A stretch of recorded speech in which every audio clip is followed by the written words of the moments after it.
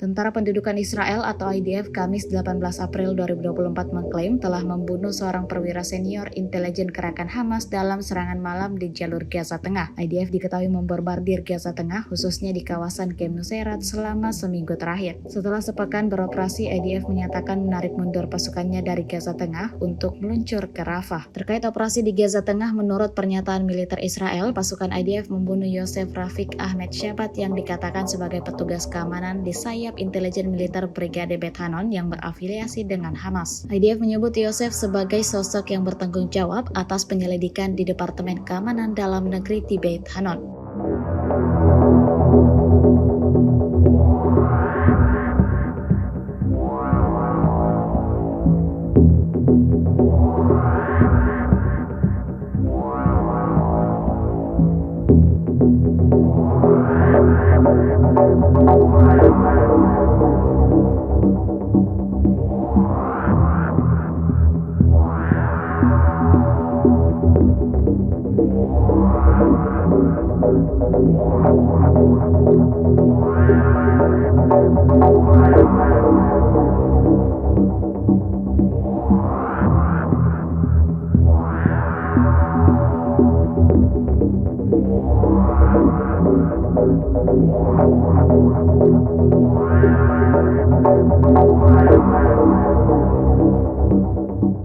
Download Tribun X sekarang, menghadirkan lokal menjadi Indonesia.